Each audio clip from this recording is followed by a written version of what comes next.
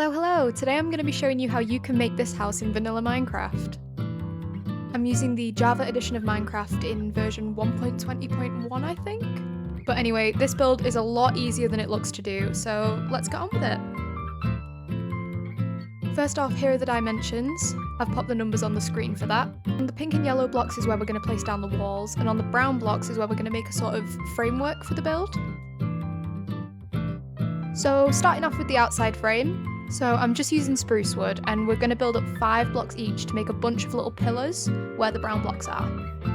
I find these useful not just because they add dimension to the build, but they can also help you to see how big the build is going to be before you even start building up the walls and everything. So if you're unhappy, you can quickly just edit it, and it makes your life a lot easier, in my opinion.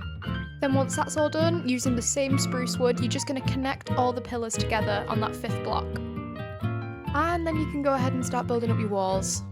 I decided to go with just regular plain terracotta, but you can literally use whatever you want. And I'm just going ahead and building the walls up 4 blocks high. I really like using the terracotta because the colours aren't too bright, they're quite muted, and less in your face than the concretes. But if bright colours are your thing, then I'm not here to judge.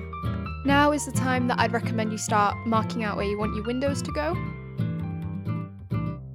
And here I just decided to add a few extra little bits of spruce just to break the wall up a little bit, because personally I'm just not a big fan of having these massive windows on my builds.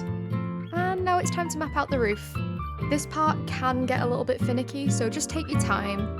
All we're essentially doing is making a big arch.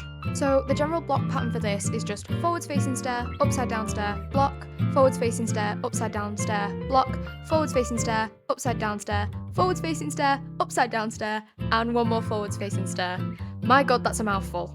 But if you are still struggling a little bit, there is a full tutorial on my TikTok on how to do roofs in this style. I will pop the link in my bio. So as we can see, we've got one roof arch here, but we're going to add 2 more, one just to the left of us, and one right behind us, just to make the build look a little bit more interesting. And through the power of editing, it's all done for us. I'm not even going to admit how long that took to edit together, and it still looks a bit dodgy, but anyway, on we go. Now, this part I find really hard to explain, but all I'm doing is placing a block down on all of the upside down stairs and the regular blocks that are on the roof arch, just so that when we fill the roof in, everything lines up right. Very sorry, that is a bit of a crappy explanation, but that's the only way that I can put it into words. For the main body of my roof, I've decided to go with cherry wood, but obviously you can use whatever block you want, that is totally up to you. And here we are just filling the roof in. As you can see, those blocks that we placed down before as just a little guide are really helping me to stay in line, make sure that everything is going to the right place. This step is totally optional, but I decided to add some warped blocks into my roof, just to add a little bit of variety and a little bit more texture in. Obviously they're not a perfect colour match, but I think the colours do go together really well. And I find it's just a really good way to just break up the block colour of the roof. Now to the top of the roof, we're just going to be adding what I like to call dinosaur spines. So what you're going to do is you're going to place dark oak planks down every other block, and then in the gaps you're going to just fill them in with dark oak slabs. Again, this is just an optional step that I think makes your build look a little bit more exciting. Now, this is a step that I never include in any of my TikToks because I find it really boring, but I think it's just important to add in. All I'm doing in this clip is tidying up the inside walls of the house, so that if I decided, let's say I wanted to add an interior to the house, I could do that and the inside doesn't look super messy. So step 1, I place a layer of spruce, just so that we have a clear divide between an upstairs and a downstairs area. And then on top of that layer, I'll go ahead and carry on building up my terracotta. As you can see, it's the same colour terracotta from before, but you can by all means use a different colour block for this part. I won't be including interior decoration for this build in this video, but if you would like a video on how I decorate the insides of my houses, you should stick around because I'll probably do that at some point. And you're just going to go ahead and carry on building with that terracotta until it reaches where the roof starts. I personally really like the look of having some of the roof blocks exposed on the inside of the build. Again, in my opinion, it just looks a little bit more interesting and adds a bit more variation.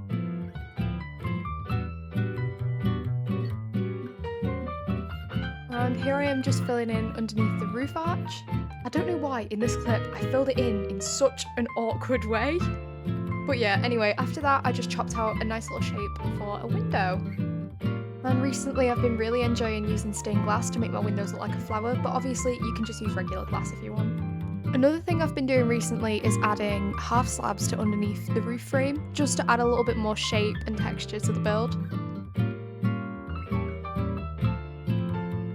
And now we are onto my favourite part, the decoration process. I've started by adding some oak leaves as well as some dark oak stairs and some trapdoors just to sort of round out the shape of the window. Then I'm just adding some potted plants and some lanterns just to add a little bit of detailed decoration. Sometimes I like to add chains onto my lanterns just so I can have like a staggered effect instead of having them all at one length. Here I am again just adding some stairs and some trapdoors just so I can like round out the corners of the build. I don't know why I do this, there's nothing wrong with the build looking square shaped. I just think it looks, I don't know, it looks a little bit cozier when I round out some of the edges, I don't know. But anyway, another thing that I always stand by is that you can never add enough plants to a build. If you think you've put enough in there, you are wrong. Add more. Honestly, I think the more plants you add, the more fun your build looks. I think I forgot to mention, for this build I decided to add orange tulips, alliums and torch flowers. I think I also dotted a couple of ferns in there as well because ferns just go so well with every single build and nobody can tell me otherwise. Oh, another really cool way of making like a larger potted plant is by popping a dead bush inside of a plant pot and then putting an azalea leaves on top. I think it looks so pretty. I didn't come up with that idea, by the way, so full credits to whoever did that first. Of course, here I am making another little window ledge and adding some more flowers to it. And I know my guidance on how to decorate your house hasn't been very instructive, but that's just because I'm here as a guide and for inspiration, not to tell you what to do. This is another completely optional step, but I decided to add some oak leaves onto the top of the roof. I don't know why I do this, obviously you don't see that in real life, but I don't know, it just adds a bit of extra colour to the build. Right, now we are getting into one of the final stages of the build. All I'm doing here is using some of the flowers that I used to decorate the build all over the grass around the house. I personally like doing this because I feel it makes the build look like it's more cohesive with the surrounding area rather than just kind of being planted in the middle of nowhere. I don't know, it's sort of just like putting sprinkles on the top of a cupcake or something. I also like to bulk everything out as well by adding just some grass, tall grass, a couple of ferns and a couple of tall ferns as well. And just like that, we're all done. I forgot to say, but I also just added a little vegetable patch in the corner. But yeah, I'm really happy with how this build turned out.